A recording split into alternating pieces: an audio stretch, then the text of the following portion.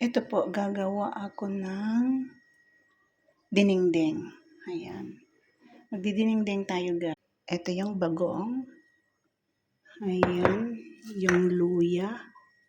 Tapos may asin. Tapos nakikita nyo yan.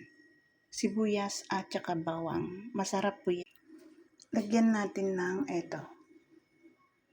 Ano to, koros. Ayan. Lagay natin.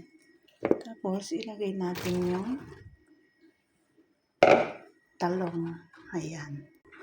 Tapos ilagay natin yung ito po, alugbati. Alugbati yan po. Ayan, alugbati. Tapos talbos ng kamote. Tapos ito, malunggay. Ayan.